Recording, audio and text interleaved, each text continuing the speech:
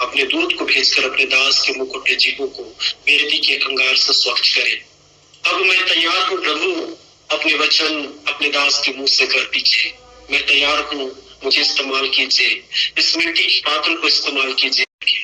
धन्यवाद प्रभु, धन्यवाद के साथ मिलते प्रभु यीशु मसीह के नाम से मांगते हैं, पिता सुनिए, दया से स्वर्गराज में ग्रहण कीजिए, आमीन। जी का 3 अध्याय आपको बताना चाहता हूँ, उत्पत्ति की उसका 3 अध्याय, उसका हम पढ़ेंगे 14, 15 और 16 में। क्योंकि भैया थोड़ा सा ना एक्चुअली हम देखते हैं कि मनुष्य के पापी हो जाने के बाद की घटना, और आप सबको मालूम है कि मनुष्य कैसे पाप किया। परमेश्वर की आज्ञा को न मानने के कारण सांप के बहकावे में आकर के उन्होंने फल खाया। फल खाने के द्वारा उन्होंने जो है कि परमेश्वर के वचन का बहिष्कार करके उन्होंने अपनी मर्जी से शैतान की इच्छाओं पर चलने का प्रयास किया।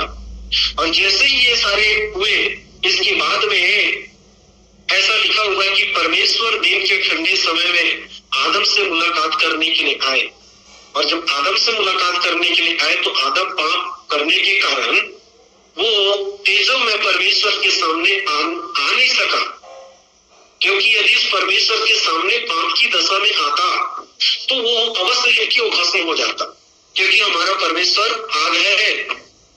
तब वो पेड़ के पीछे छुपने लगा, आदम और हवा पेड़ के पीछे छुपने लगे और अंजीर के वृक्ष के पत्ते से लंगोट बना करके वो पहन लिए ताकि उनकी नंगन बंद ना दिखे। पर ऐसा हुआ कि परमेश्वर जब आया तब इन्होंने कहा, तब यहोवा परमेश्वर ने स्त्री से कहा, तूने यह क्या किया? स्त्री ने कहा, सर्प ने मुझे बहका दिया, तब मैंने खाया। तेरा वचन में लिखा है 3:13 में। तब इसके बाद की घटना होती है, तब यहोवा परमेश्वर ने सर्प, कहने का मतलब सांप, कहने का मतलब दुष्ट आत्माएं। मैं फिर से याद दिलाते हुए चलूं कि दुष्ट आत्माएं किसी मनुष्य के अंदर भी, किसी पशु पक्षी के अंदर भी रह सकते हैं। तो यहाँ पर सांप का जिक्र है, तो सांप के अंदर में शैतान घुस करके हवा जो थी आदम की पत्नी, नर में से निकली नारी, उसको फल, जिस फल को परमेश्वर ने मना किया था, उसको खिलाया गया। तब यहाँ पर लिखा, तब यहोवा परमेश्वर ने सर्प से कहा, तू ने जो यह किया है इसलिए तू सब घरेलू पशुओं और सब बनेले पशुओं से अधिक शापित है। चलिए सब पढ़िए आगे। तू पेड़ और जीवन भर मिट्टी चाटा करेगा। हाँ, तब तेरे सिर को और तू उसकी एड़ी को डसेगा। बस यहाँ पर रुक जाए। आज मैं बात करने जा रहा हूँ, आपको विषय पहले याद करा देता हूँ। विषय यह है कि मनुष्य का या स्त्री के वंश सांप के वंश को कुचलेगा। सांप कहने का मतलब है अंधकार की शक्तियां। तब यहाँ पर 15 में ऐसा लिखा है, और मैं तेरे और इस स्त्री के बीच में और तेरे वंश और इसके वंश के बीच में बैर उत्पन्न करूंगा, वह तेरे सिर को कुचल डालेगा और तू उसकी एड़ी को डसेगा।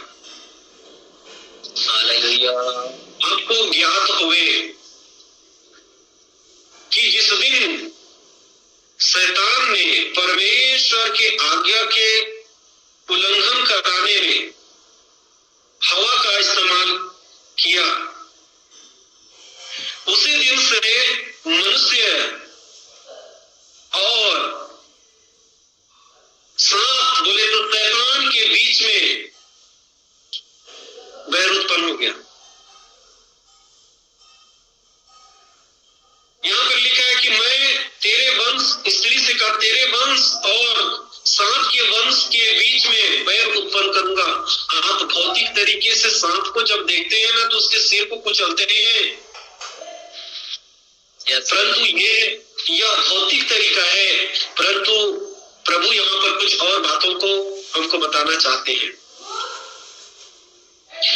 सिर को कुचलना, जिस दिन से ये परमेश्वर की ओर से बातें आई कि तू सांप के सिरों को कुचलेगा, उस दिन से शैतान के अंदर में ना खलबली मच गई। सुनिए ध्यान से। और उस दिन से शैतान के अंदर में जब खलबली मच गई ना कि स्त्री का बेटा मेरे सिर को कुचलेगा, स्त्री का बेटा सिर को कुचलेगा, कहने का तात्पर्य यह है कि शैतान के सिर को कोई पापी व्यक्ति नहीं कुचल सकता, गलत डीएनए के लोग कुचल नहीं सकते।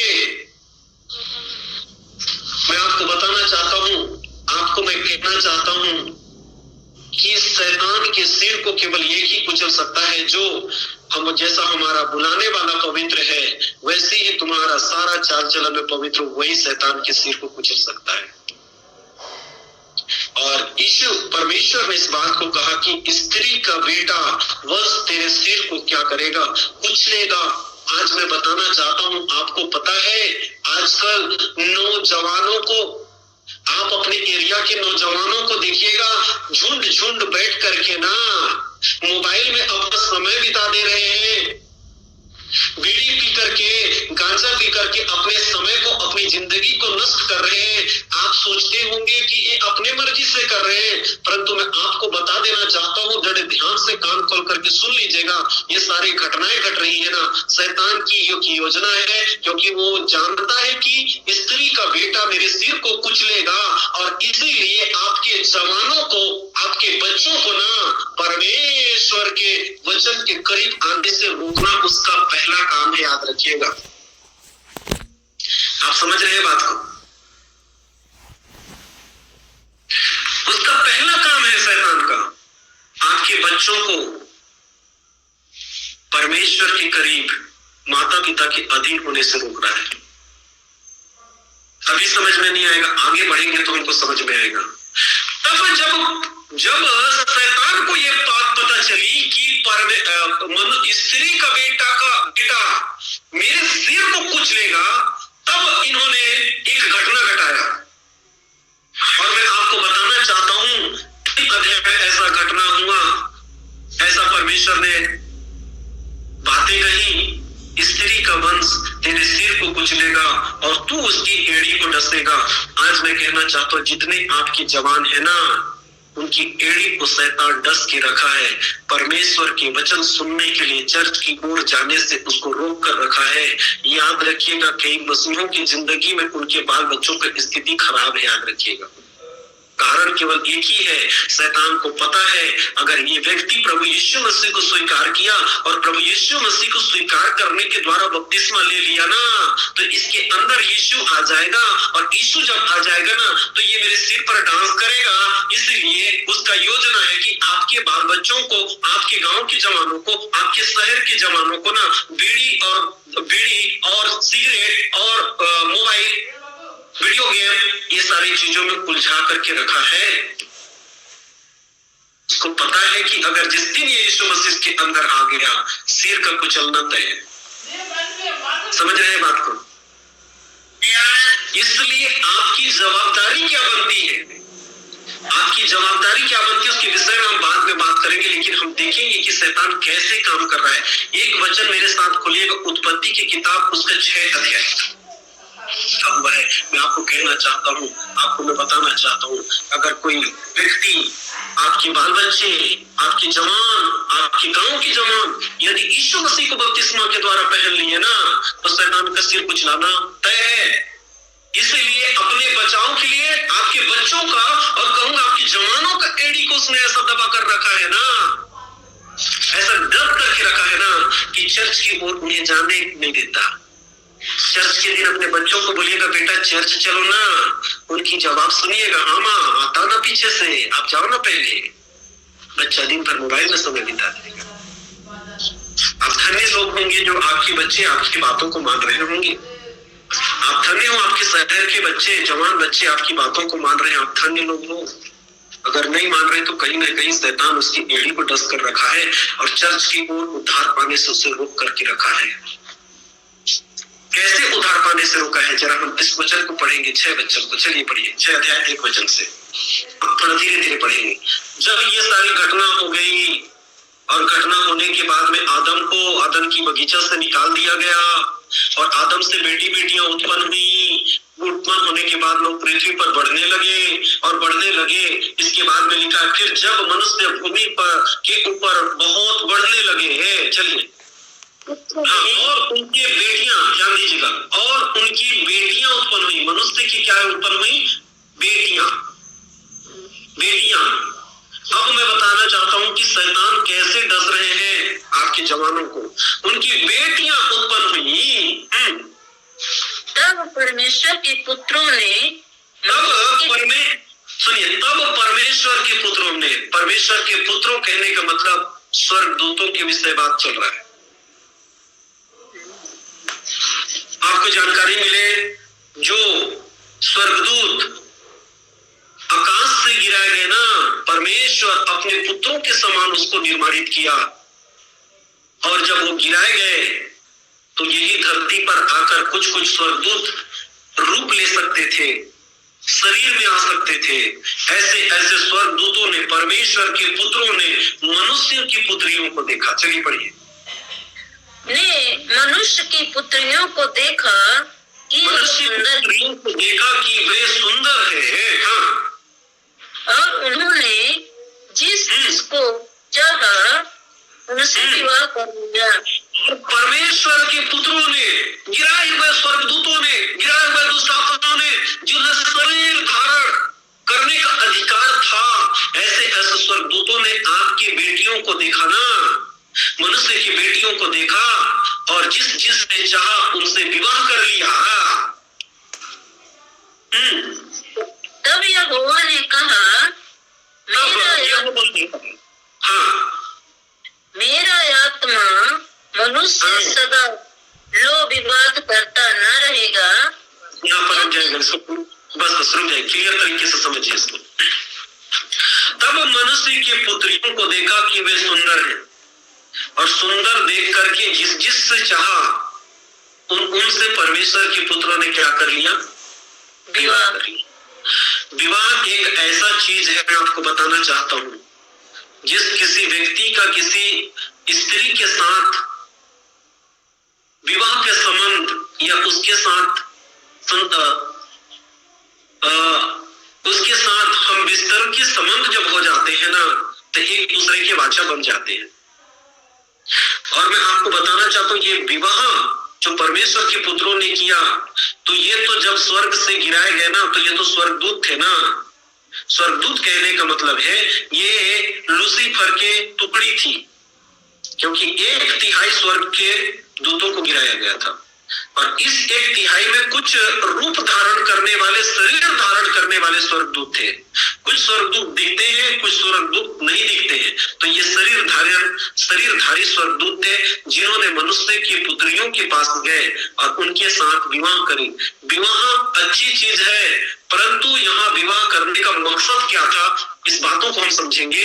विवाह करने का मकसद यह था क्योंकि परमेश्वर मनुष्यों को अपने स्वरूप और अपनी समानता में बनाया और स्वर्गदूतों ने मनुष्य के डीएनए को, जो खुदावंत परमेश्वर का डीएनए जिस मनुष्य के अंदर में था, उस मनुष्य के डीएनए को खराब करने के लिए उन मनुष्य की पुत्रियों के साथ विवाह किया, ताकि उस पुत्रियों के विवाह करने के द्वारा जो उससे बच्चे पैदा होना तो खराब डीएनए वाला हो।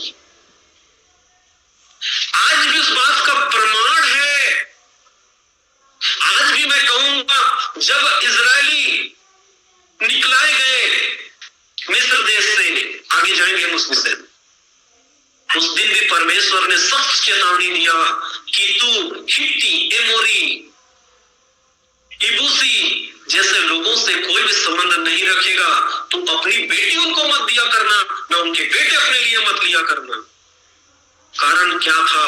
क्योंकि जो ये शैतान है आपके स्त्री के बेटे के पैर को डस रहा है और ताकि उसको पता है अगर एक स्त्री का वंश अगर प्रभु को स्वीकार कर लिया ना, यीशु मसीह को स्वीकार कर लिया, तो उसका सिर का कुचालना तय है। इसलिए उसको डर लग रहा है। इसलिए सबसे पहले मनुष्य ब्रीड परमेश्वर के स्वभाव अर्थात उसके डीएनए को आपके जीवन से बदल देना चाहता है। बदलने का मतलब होता है उनके साथ शादी करके ना, मनुष्य की पुत्रियों के साथ शादी करके अपना डीएनए उनके अंदर छोड़ गया। और इसके बाद में आगे लिखा हुआ है, तब यहोवा ने कहा, मेरा आत्मा सदा विवाद करता न रहे, क्योंकि मनुष्य शरीर ही उसकी वर्ष 120 वर्ष की होगी। 4 में लिखा है, उन दिनों में पृथ्वी पर दानव रहते थे, और इसके पश्चात जब परमेश्वर के पुत्र मनुष्य के पुत्रियों के पास गए, तब उनके द्वारा जो पुत्र उत्पन्न हुए सूरवीर हुए। सूरवीर मतलब दानव का बच्चा दानव के समान, दुष्ट आत्मा का बच्चा दुष्टता के अनुसार हुए। समझ रहे हैं आप लोग बात को? कोई रिप्लाई नहीं, समझ में रहे हैं? इस प्रकार एक मनुष्य ब्रीड को खराब करने का, मनुष्य के डीएनए को खराब करने का कोशिश आज से नहीं, उत्पत्ति से इन दुष्ट आत्माओं का चल रहा है। जिस दिन मनुष्य ब्रीड को उसकी डीएनए को खराब कर देगा ना, उस दिन उसको डर नहीं लगेगा। आज बताओ ना, अधिकतर नौजवानों को हम देखते हैं, बताओ ना कितने जवान हैं, लेकिन लड़कों में से गिने चुने देखने को मिलता है। कहाँ जाते सबको जानकारी मिले। आपको पता है जब कोरोना का वैक्सीन लगाकर आप रखे हैं ना, आपके डीएनए को मैं बताना चाहता हूँ, डीएनए को बदल देने का प्रयास किया गया, दुष्ट की दुष्टता डालने का प्रयास किया गया आपके अंदर में। सर, हमारे अंकल जी इस बात को क्लियर रूप से बोलते हैं।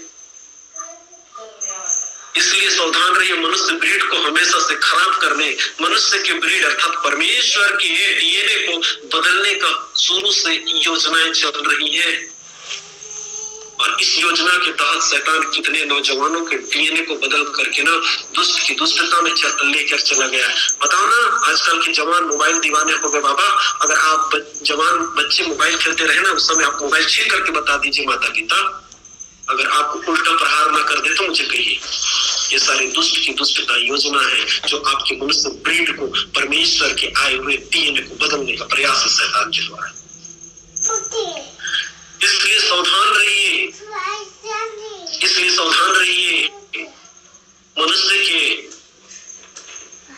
डीएनए जो कि दुष्ट आत्माओं के द्वारा खराब हो रहा है। और उन दिनों में तो ऐसा घटना घटा था, परंतु मैं एक वचन और पढ़ूंगा आपके लिए, थोड़ा पढ़िएगा जरा। निर्गमन की किताब उसका 10 अध्याय,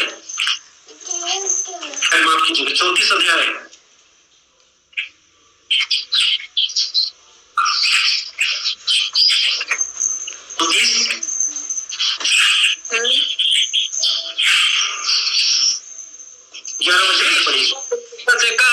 इजराइलियों से जो मिस्र देश की गुलामी में से निकले थे, उन इजराइलियों से कहा। और आज मैं आपको बताना चाहता हूं, जब यीशु मसीह को आपने स्वीकार किया तो आपने मिस्र अर्थात संसार से आप निकले हुए। परमेश्वर आपके साथ वाचा बांध रहा है। मैंने पहले भी बताया था, वचन जब पढ़ते तो अपने लिए पढ़िएगा, दूसरों के लिए नहीं। तो हमारे लिए वचन है। उसने कहा, किसने कहा? परमेश्वर ने कहा, सुन, मैं एक वाचा बांधता हूं। चलिए सर पढ़िए। और वे सारे लोग जिनके बीच में तू रहता है यहोवा के कार्य को देखेंगे। यस, क्योंकि जो मैं तुम लोगों के लिए कहने पर हूँ वह भयंकर काम है। यस, जो आज्ञा मैं आज तुम्हें देता हूँ उसे तुम लोग मानना। देखो, मैं तुम्हारे आगे से एमोरी, कनानी, हित्ती, परिज्जी, हिब्बी और यबूसी लोगों को निकालता हूँ। इसलिए सावधान रहना कि जिस देश में तू जाने वाला है उसके निवासियों से बाचा ना बांधना, कहीं ऐसा ना हो कि वह तेरे लिए फंदा ठहरे। थोड़ा सा रुक जाइएगा, मैं चाहता हूँ आप बोले हालेलुया। हालेलुया। यहाँ पर परमेश्वर ने साफ रीति से इजरायलियों को हिदायत देते हुए इस बात को कहा कि सुन, मैं तेरे साथ एक वाचा बांधता हूं, जिस शहर में, जिस जगह में तुझे भेजता हूं, वहां पर, जिस जगह में मैं तुझे भेजता हूं, वहां पर कौन कौन लोग हैं? जो आज्ञा 13 में लिखा है, 11 में लिखा है, जो आज्ञा मैं आज तुम्हें देता हूं उसे तुम लोग मानना। देखो, मैं तुम्हारे आगे से एमोरी, अनानी, हित्ती, परिजी, हिब्बी और यबूसी लोगों को निकालता हूं, और परमेश्वर इन अन्य जाति वाले लोगों के बीच में मिस्र से निकालने के दौरान इजरायलियों को इनके शहरों से होकर के, इन शहरों में जहां पर ये लोग रहा करते थे, वहां को परमेश्वर वहां लेकर के, इजरायलियों को लेकर के गया, और इजरायलियों से साफ साफ लफ्ज़ में परमेश्वर ने कहा, इसलिए सावधान रहना कि जिस देश में तू जाने वाला है उसके निवासियों से वाचा ना बांधना। नंबर 1, वाचा ना बांधना, किसी भी प्रकार का वादा ना करना। कहीं ऐसा ना हो कि वे तुम्हारे लिए क्या ठहरे? फंदा ठहरे। परमेश्वर क्लियर कर रहे हैं साहब कि ऐसे लोगों से, अन्य जातियों के साथ किसी भी प्रकार का वाचा न बांधना, किसी भी प्रकार का संबंध न रखना। आज मैं आपको कहना चाहता हूं, अधिकतर कुछ ऐसे मसीही लोग हैं ना, अपनी बेटियों का शादी गैर मसीहियों के यहाँ कर देते हैं। ये वही है हित्ती यबूसी लोग जो प्रभु को स्वीकार नहीं किए हैं, जिनका डीएनए साफ नहीं किया गया यीशु के लहू में, यही लोग हित्ती एमोरी लोग हैं। और उनके साथ आज मजे से बेटियां ले रहे हो और बेटे दे रहे हो। सावधान रहना, परमेश्वर इस बातों को, इस वाचा को पहले से आपको स्मरण दिला रहा है। आजकल को तो हम लोग देखते हैं कि जवान बच्चे ना संसार की लड़कियों को भी देखते हैं और तुरंत उस पर दिल लगा लेते हैं, और दिल लगा लेने के बाद में, अरे बाबा कहते हैं कि हम इसी के साथ शादी करेंगे, नहीं करोगे तो हम लेकर के भाग जाएंगे। और बताओ, मसीहों के बच्चे, अधिकतर बच्चे ले करके ना फुर्र हो जा रहे हैं। बताओ, मैं आपसे पूछना चाहता हूँ, क्या शैतान जो कहा गया शैतान के विषय में कि तू स्त्री के वंश की एड़ी को डसना, बताओ ना डस रहा है कि नहीं? अगर ऐसे कंडीशन है मसीहों की जिंदगी में, तो यहाँ पर लिखा हुआ है कि मैं वाचा बांधता हूं, वरन 13 में लिखा, वरन उनकी बेरियों को गिरा देना लिखा है, उनकी लाठों को तोड़ डालना और उनकी असेरा नामक मूर्तियों को काट डालना। कहने के मतलब है उनके साथ कोई संबंध नहीं रखना, क्योंकि तुम्हें किसी दूसरे को ईश्वर करके दंडवत करने की आज्ञा नहीं, क्योंकि यहोवा जिसका नाम जलनशील है वह जल उठने वाला परमेश्वर है। ऐसा ना हो कि तू उस देश के निवासियों से वाचा बांधे, संसारिक पुरुष, संसारिक लोगों के साथ तू संबंध रखे ना, अपनी बेटी को दे और उनके बेटे को ले, तो ऐसे स्त्री में बांधे और वे अपने देवताओं के पीछे होने का वे विचार करें और उनके लिए बलिदान भी करें, और कोई तुझे न्योता दे और तू भी उसके पशु का मांस खाए, और तू उनकी बेटियों को, यहाँ पे 16 में लिखे, और तू पढ़िए तो थोड़ा 16 को पढ़िए। जी सर। परमेश्वर ताप रीति से मना कर रहे हैं कि ना तो ऐसे हित्ती, एमोरी, यबूसी ऐसे लोगों की बेटियों को ना अपने घर में लाए, ना तो अपने बेटे के लिए भी आए, ना तो अपनी बेटी ऐसे अन्य जातियों को दे। मैं आपको बताना चाहता हूँ, प्रभु यीशु मसीह ने लहू बहाया, और लहू बहा करके जितने ने मसीह यीशु में बपतिस्मा लिया ना, आदम ने जो वस्त्र खोया था उस वस्त्र को, तीजों में वस्त्र को फिर से बपतिस्मे के द्वारा उस व्यक्ति को पहनाया गया। और ऐसा करने के बाद भी अगर वो संसार की लड़कियों के साथ संबंध रखता है ना, तो मैं आपको साफ कहूंगा कि उसके डीएनए को खराब करने का प्रयास शैतान के द्वारा किया जा रहा है। यदि आप एक विश्वासी परिवार है और विश्वासी परिवार के होने के नाते, प्रभु को जानने वाले होने के नाते अपने बेटे का विवाह ना संसार की बेटियों के साथ कराते हैं, तो आप भी दोषीदार हैं, याद रखिएगा, परमेश्वर की वचन के अनुसार। और अपनी बेटी को संसार की बेटियों, लड़कों को आप देते हैं ना विवाह में, वहां भी दोषीदार हैं, याद रखिएगा। कहीं ऐसा ना हो कि ये तुम्हारे लिए फंदा ठहरे। और शैतान की योजना ही चल रहा है, आजकल के लड़कों को ना संसार की लड़कियां ज्यादा पसंद आ रही है मसीही लड़कों को, क्योंकि उनकी खूबसूरती और उनकी लिपस्टिक लगाने की तरीका को देखकर ना जवान लड़के उनके पीछे पीछे मानो मंत्र मुक्त होकर के पीछे चल रहे हैं। यही तो योजना है शैतान का, और कि स्त्री का वंश मेरे सिर को ना कुचले, कैसे इसको भटकाया जाए। समझ रहे बात को? यही योजना है उसका, और इसी योजना में हम मसीह के बच्चे लोग फंसते जा रहे हैं। ये शुरू से चलता रहा है साहब, उत्पत्ति से चलता रहा है। मनुष्य ब्रीड को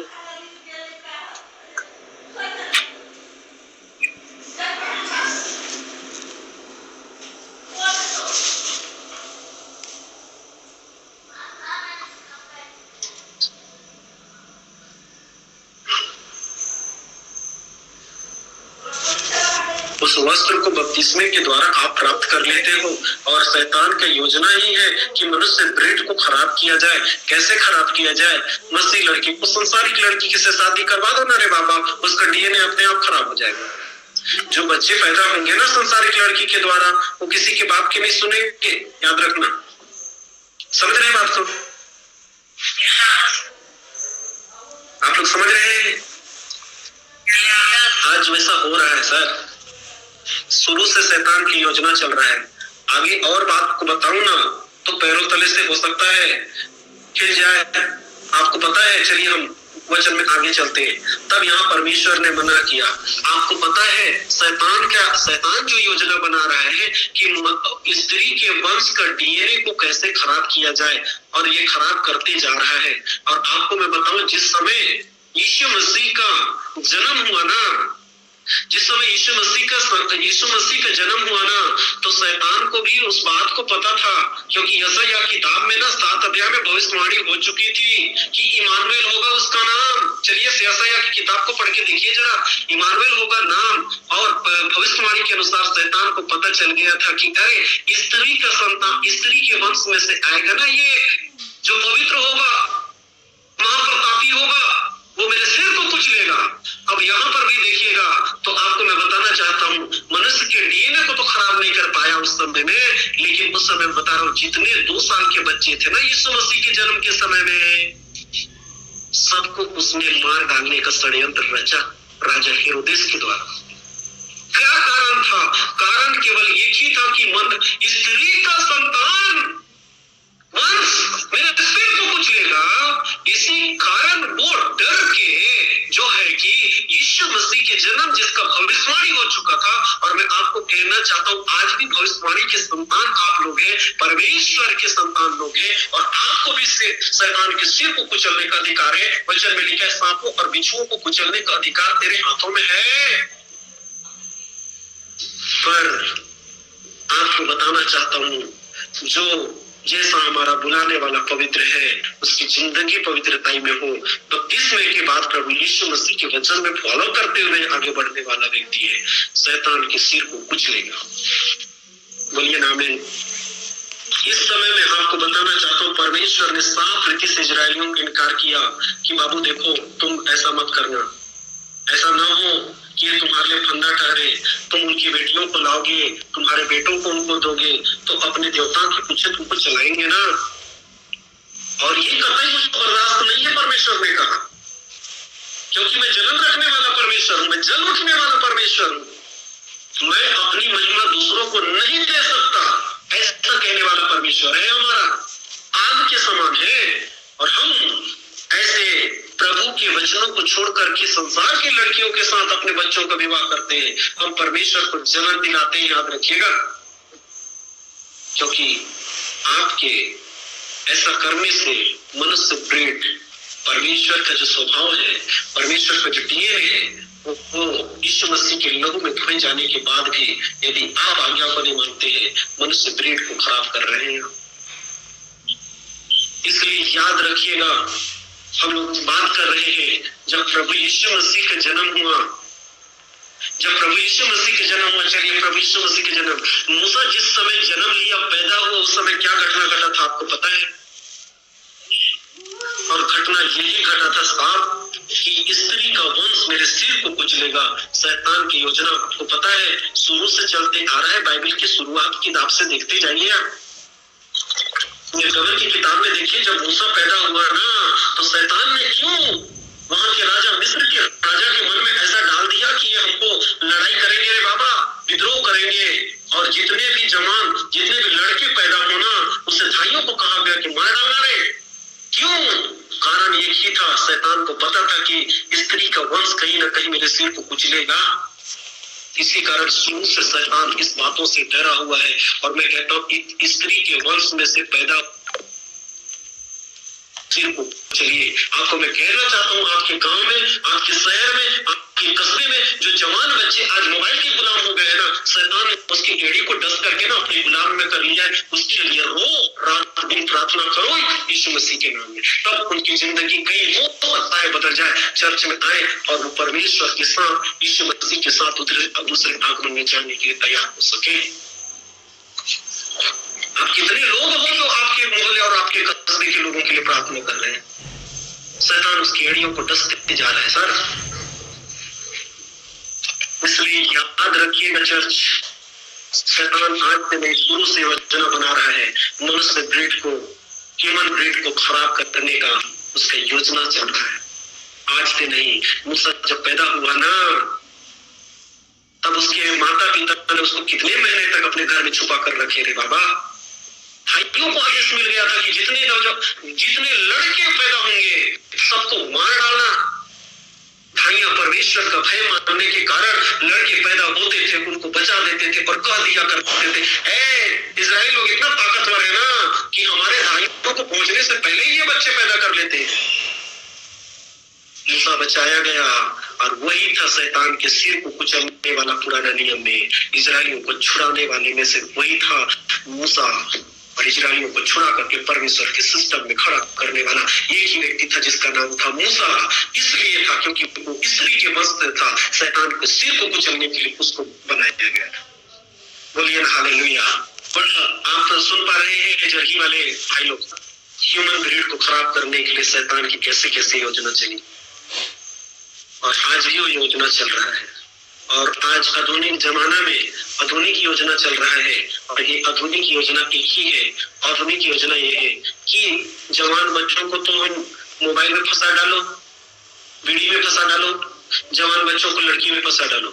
इन तीनों चीजों में फंसा करके ना आपके मोहल्ले के जवानों की स्थितियां खराब कर दी, आपके विरुद्ध में खड़े कर दिए, मसीह यीशु के विरुद्ध में खड़ा कर दिया शैतान ने। और हमने हाथ पर हाथ मारे, उसको देखते रह गए। अरे उसकी उसका लड़का है, वो समझे ना रे बाबा ना। आप एक मसीह समाज के, एक याजक समाज के लोग हैं, तो उसके साथ आप पहरुआ भी है। आपके मोहल्ले में क्या घटना घट रही है उसकी जवाबदारी आपको देनी पड़ेगी प्रभु के पास। समझे बात को? इसलिए आपको जागते रहना। प्रभु जी ने क्यों कहा जागते रहो और प्रार्थना करते रहो, करते रहो। इसी विषय में कहा, इसी विषय में कहा जागते रहो और प्रार्थना करते रहो। आपके गांव में, आपके मोहल्ले में, आपके कस्बे में देखिए ना, आपको दर्द होता है कि नहीं? आपके नौजवानों को खराब होते हुए देख रहे हो अपनी आंखों से। बाइबल में लिखा है जिसके पास परमेश्वर की आत्मा का पहला फल प्रेम है ना, उनकी सारी चीजों को देखकर दुखी होता है रे बाबा। यीशु मसीह के अंदर स्वभाव का तरस खाने वाला, लोगों को देखकर ना तरस खाते थे वो। अरे भेजे तो गए थे यीशु मसीह इजराइलियों के लिए, लेकिन हम क्या थे जो कि हम पर उसकी अनुग्रह आई, उसका तरस वाला हृदय था। नहीं तो हमको नहीं मिलता ये। इसलिए आपको भी तरस खाना चाहिए नौजवानों को देखकर, उसके लिए प्रार्थना तो करिए ना साहब। न बने तो खुदा से मांगिए, कहिए खुदा आप उन्हें न छुड़ाओ, न सब पान से छुड़ाओ ना।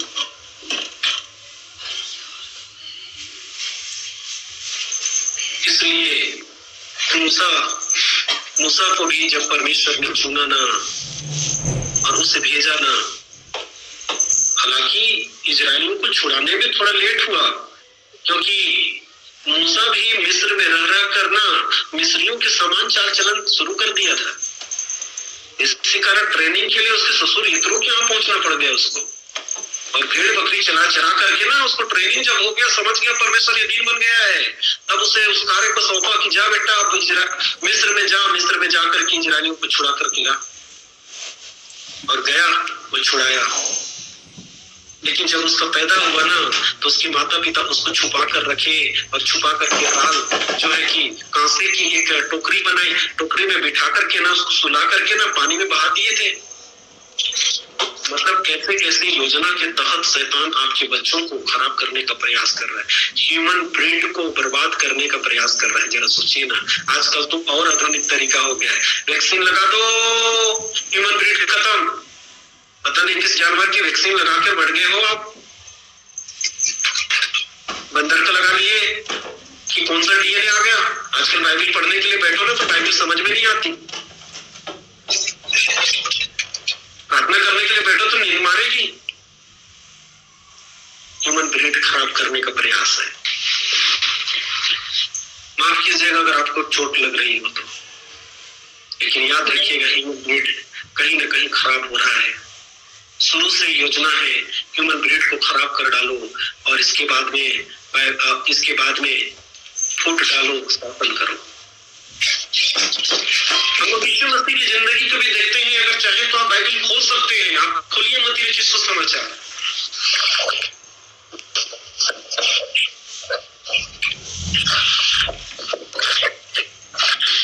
मत्ती रचित सुसमाचार आप खोले 2 अध्याय और उसको 16 वचन से जरा पढ़िए, याद समझ जाए।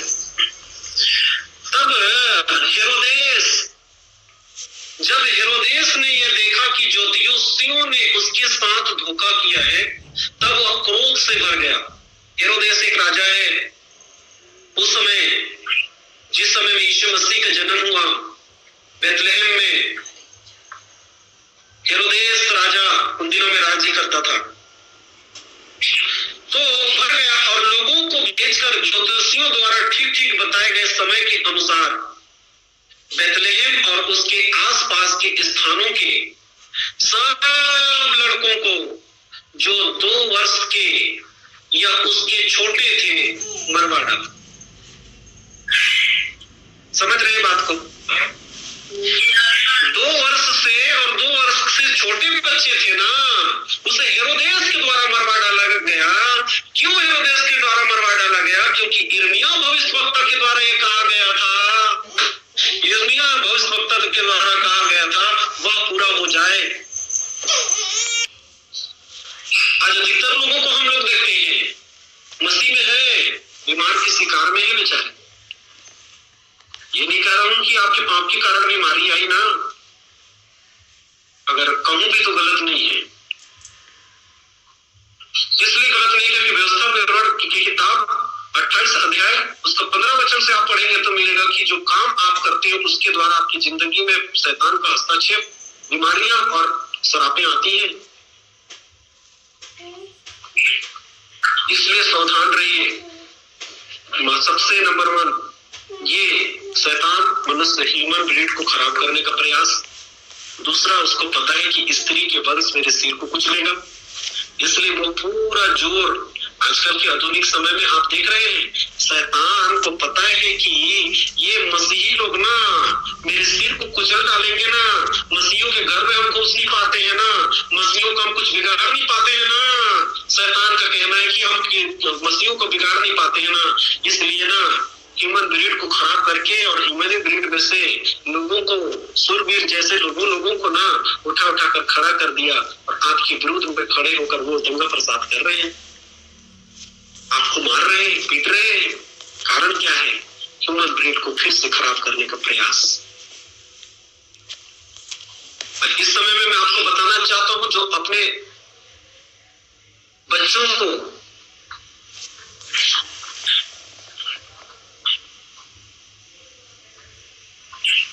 स्कूल के द्वारा आने वाले टीकाकरण को करवा रहे हैं, यह भी ह्यूमन ब्रीड को खराब करने का प्रयास। याद रखिए, सरकार का शुरू से नीति चल रहा है जनसंख्या नियंत्रण कार्यक्रम, सब फेल होते जा रहे हैं। किस लिए हो रहे हैं? आप मसीहियों के कारण फेल हो रहे हैं, उनकी योजनाएं। कहीं ना कहीं परमेश्वर परमेश्वर अपने बच्चों को सुरक्षित रखना चाह रहे हैं, इसलिए उनकी योजनाएं फैल रही है। कई तो वैक्सीनेशन आ रहे हैं, सारे वैक्सीनेशन से परमेश्वर आपके संतानों को बचाए, ये दुआ करता हूँ मैं। कहीं ऐसा ना हो कि आपके बच्चों को वैक्सीनेशन स्कूल के माध्यम से लग गया ना, तो कहीं ना कहीं उनका डीएनए खराब ना हो जाए। मनुष्य के डीएनए के बजाय किसी जानवर का डीएनए आ गया ना, तो उसके द्वारा कोई बच्चे पैदा होंगे ना, तो समझ लीजिए कि उसका हाल कैसा होगा। इसलिए सावधान रहिए। अपने बच्चों को कोई भी स्कूल संबंधी वैक्सीनेशन होती है तो आपका हक बनता है अपने बच्चों के लिए खड़े होना। ये योजना एक ही जगह खत्म नहीं होने वाला है। चर्च, जिस शैतान को तुम हल्के में ले रहे हो ना, वो स्वर्ग में घुमा हुआ व्यक्ति है। जिस अंधकार की शक्ति और लूसीफर को आप हल्के में ले रहे हो ना, बाइबल का जानने वाला व्यक्ति है वो। आप जितना नहीं जानते हो ना, उससे कहीं अधिक ज्यादा बाइबल उनको पता है। तब हवा को जाकर के उसने बाइबल से ही, आओ मैडम बाइबल पढ़े, बाइबल से ही उनको भटका दिया।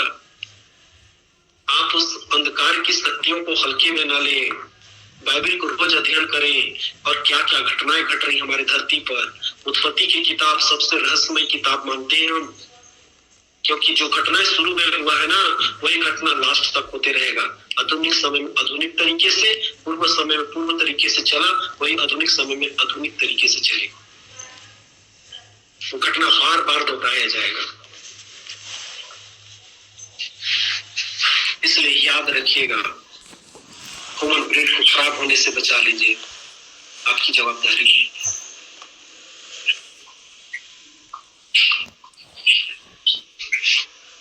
यशायाह भविष्यवक्ता के द्वारा भविष्यवाणी हुआ था। यशायाह की किताब 7 अध्याय में, उसका नाम इमानुएल रखना। इस भविष्यवाणी के अनुसार दुष्ट आत्माओं ने खेल कर दिया। यीशु मसीह तो बच गए, लेकिन 2 साल से नीचे के बच्चे को सबको मार डाला गया। बताओ ना, कहाँ की योजना कहाँ चल रहा है। परमेश्वर ने उस समय कहा, स्त्री की वंश तेरे स्त्री को कुचलेगा, और उसको कहां से लेकर कहां पहुंचा दिया गया, नया नियम तक पहुंचा दिया गया। नया नियम की लास्ट किताब प्रकाशित वाक्य में तक पहुंचा दिया गया उस बातों को। आप बाइबल पढ़ते होंगे तो आपको मालूम होगा कि किस प्रकार ह्यूमन ब्रीड को खराब करना, और किस प्रकार मसीहों को ह्यूमन ब्रीड को खराब करके उनको एक तरीके से नहीं तो कई तरीके से उनको खत्म करने का प्रयास किया गया। अंधकार की शक्ति का योजना है। जब तक हम अपने दुश्मन को समझ नहीं पाएंगे ना, लड़ाई अधूरी है, याद रखिएगा। समझ रहे हैं आप लोग बात को? जब तक हम अपने दुश्मन को समझ नहीं पाएंगे ना, तब तक हमारी लड़ाई अधूरी है। हमारे दुश्मन को समझना बहुत जरूरी है। इसलिए समझना जरूरी है कि वो क्या कर सकता है, कैसे कर सकता है, अगला दांव पेच क्या होगा उसका। और शैतान दांव पेच खेल रहा है। पर आपको खुशखबरी है आपको कि जो व्यक्ति प्रार्थना में है, जो व्यक्ति परमेश्वर के वचन में है, जो व्यक्ति अपनी जिंदगी को पवित्र आत्मा के हवाले करके पवित्र आत्मा के अनुसार जी रहे हैं, आपके लिए खुशखबरी है सर। आप शैतान के सिर को, सांपों और बिच्छुओं को कुचलने का अधिकार आपके पास है। मैं चाहता हूं जितने सुन रहे हैं आप अनम्यूट करके बोल सकते हैं हालेलुया। आपके पास बहुत बड़ा अधिकार है। और ये अधिकार कैसे है आपको पता है? उत्पत्ति की किताब मेरे साथ खोलिएगा, उस अधिकार को मैं आपको बताऊंगा। 1 अध्याय का 26 वचन को पढ़ दीजिएगा, क्या अधिकार है आपके पास। उत्पत्ति 1:26, परमेश्वर ने अपने स्वरूप और अपनी समानता में आपको बनाया रे साहब। और जब उसने बनाया तो लिखा है, मुझे तो याद नहीं है पद, लिखा है कि स्वर्ग दूतों से थोड़ा कम हम बनाए गए हैं और महिमा का मुकुट हमारे सिर पर रखा गया है। यही महिमा का मुकुट है जिसे परमेश्वर ने अपने स्वरूप और अपनी समानता में बना करके ना इतने सारी चीजों पर आपको अधिकारी ठहराया। लास्ट में लिखा है पृथ्वी पर रेंगते हैं अधिक। मैं ध्यान से सुनिएगा पढ़ता हूं। फिर परमेश्वर ने कहा, मनुष्य को अपने स्वरूप के अनुसार अपनी समानता में बनाए, और वे समुद्र की मछलियां और आकाश की पक्षियों और घरेलू पशुओं और सारी पृथ्वी पर, केवल जीव जंतुओं पर नहीं रे बाबा, परंतु यहां पर लिखा सारी पृथ्वी पर। समझे बात को? सारी पृथ्वी पर आपको अधिकारी ठहराया है परमेश्वर ने। और अधिकारी है आप, और अधिकारी है आप, तो अधिकार रखिए ना। हम अपने अधिकार को तो पाप कर करके खो दे रहे हैं, हमारी ह्यूमन ब्रीड खराब हो रही है। परमेश्वर के वचन पर सही तरीके से चलिए ना साहब, चलिए और इस अधिकार का उपयोग कीजिए। अपने आप ही अधिकार का उपयोग होंगे। हमने कई बार आपके साथ इसको बताए हैं कि जो बपतिस्मा ले उसमें यह चिन्ह होंगे, दुष्ट आत्माओं का निकालेंगे, बीमारों पर हाथ रखेंगे, चंगे हो जाएंगे। मरकुस की किताब 16 अध्याय 16, 17, 18 वचन में लिखा है। प्राणनाशक वस्तु पे जाएगा कोई हानि ना होगी, सांप को उठा लेंगे। यही तो है अधिकार आपके जीवन के लिए। सारी पृथ्वी पर अधिकार रखने वाले व्यक्ति हो आप लोग। आपकी एक प्रार्थना करते बराबर ना स्वर्गदूत आ जाए यहाँ पर, ऐसा व्यक्ति बन जाओ। प्रभु यीशु मसीह ने भी कहा, तुम मुझे चोर और डाकू समझे हो, मैं पिता से विनती करूं ना तो 12 पलटन स्वर्गदूत आएंगे, तुम्हें एक ही झटके में खत्म करेंगे रे साहब। तुमको समझ में नहीं आता, इसलिए आप अधिकारी हो। आप सब लोग बोल सकते हैं हम अधिकारी हैं, ह्यूमन ब्रीड को खराब होने से बचाइए, क्योंकि स्त्री का वंश यही है जो शैतान के सिर को कुचलेगा, और उनमें से आप सब हो। आप शैतान के वंश को, उसके सिर को कुचलो। इसलिए यीशु मसीह जी ने कहा मत्ती 18:18 में, जो कुछ तू पृथ्वी पर बांधेगा स्वर्ग में बंधेगा, जो कुछ तू पृथ्वी पर खोलेगा स्वर्ग में खुलेगा। क्यों कहा? इसलिए कहा क्योंकि तुम एक अधिकारी हो। आप जो कहोगे इस धरती पर होना चाहिए। आज जितने विरोधियों आपको सता रहे हैं ना, आपकी गलती के कारण सता रहे। आप अपने अधिकार क्षेत्र में खड़े नहीं हो पा रहे। अब एक बात बताओ, जिसको अधिकार मिलता है तो ट्रैफिक पुलिस अगर बीच रोड में खड़ा होकर एक बार सिटी मार करके हाथ दिखा देना तो मजाले कोई पार हो जाए। ये होते हैं अधिकारी। यदि आपको अधिकार है तो सारी पृथ्वी पर आपको अधिकार है। आप इस बात को समझिए, सारी पृथ्वी पर, और लिखा है, और सब रेंगने वाले जंतुओं पर, जो पृथ्वी पर रेंगते हैं, अधिकार रखे। समुद्री जीव जंतुओं पर, सब चीज पर, प्लस सारी पृथ्वी पर आपको अधिकार है। सारी पृथ्वी पर, एक चीज पर नहीं, सारे पृथ्वी पर। पृथ्वी जहां पर आप चलते फिरते हो। हवा को भी कहो हवा रुक, तो रुकना पड़ेगा उसको। कितने बड़े अधिकारी हो साहब। इलिया को हम लोग देखते हैं, उसने प्रार्थना किया। बाल के नबियों में प्रार्थना कर करके अपने देवता से परेशान हो गए। उसने एक बार दुआ किया, आकाश से आग गिरना और पानी समेत पूरे भस्म करके भस्म किया गया। क्या आप आज के लिए नहीं बनना चाहते? क्या उस समय अलग परमेश्वर, उस समय आप अलग परमेश्वर था, इस समय अलग परमेश्वर है क्या? नहीं, परमेश्वर वही है, लेकिन आपकी जिंदगी में परमेश्वर की स्वभाव जो आनी चाहिए ना, वो स्वभाव नहीं होने के कारण आज अधिकार से हम वंचित हैं। याद रखिएगा।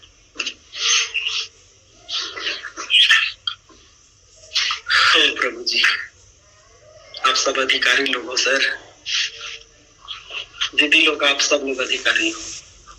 मुझसे पैदा तो हुए हो, लेकिन सांपों और बिच्छुओं को कुचलने का अधिकार आपके पास है। शत्रु के सारी सामर्थ्य पर आपको अधिकार है। प्रभु के सामने व्यक्तिगत प्रार्थना में बने रहे, खुदा से कहते रहे, खुदा आप मुझे प्रभु यीशु मसीह के स्वभाव में चलाओ, मेरे अंदर से पाप निकले, पवित्र आत्मा के हेल्प ले। वो हेल्पर है आपका। बाइबल में लिखा है वो सहायक है आपका। सहायक का मतलब होता है हेल्पर। वो हेल्प करने के लिए आपके सामने तत्पर खड़ा रहता है सर। और आप कहो ना एक बार, पवित्र आत्मा जी मेरी मदद करो ना, मेरे से ये पाप नहीं छूट रहा है। अपने पापों को बताओ उसके सामने में, छोड़ने में मत करेगा। पर जब मदद करेगा तो आप अधिकारिता खड़े होते जाएंगे।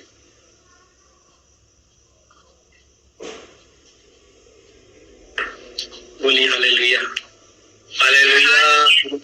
ऐसे करके हम लोग जो है कि अपना समय को प्रभु के वचन को सुनने में बिताए। हमने 8:20 स्टार्ट किए थे, 9 में लिखा है जैसा तुम्हारे बुलाने वाला पवित्र है वैसे पवित्र बनो अपने सारे चाल चलन। यही निशानी है, पवित्रताई के कारण आप शैतान के सिर को कुचल सकते हो।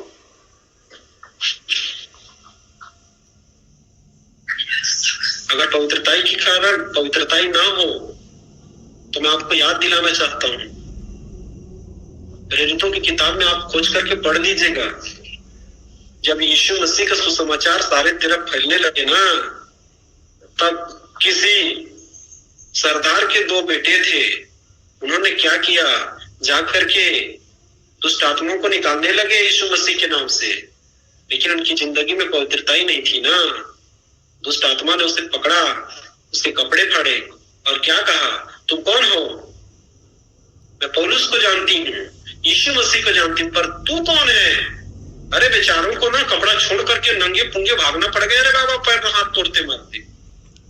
आप क्या समझते हो, बिना पवित्रता के आप दुष्ट आत्माओं के सिर को कुचलोगे? नहीं हो सकता। पर दुष्ट आत्माएं आपके वचन जानने से नहीं डरता, दुष्ट आत्माएं आपकी पवित्रता से डरता है। अगर दुष्ट आत्माओं को डराना है तो पवित्रताई जीवन जीना होगा। और पवित्रताई कौन लेकर आएगा? पवित्र आत्मा। यूहन्ना की किताब, उसका पिछले बार हमको कृति भैया लोग बता रहे थे, प्रभु के वचन के विषय, पवित्र आत्मा के विषय में हमको शिक्षा दे रहे थे।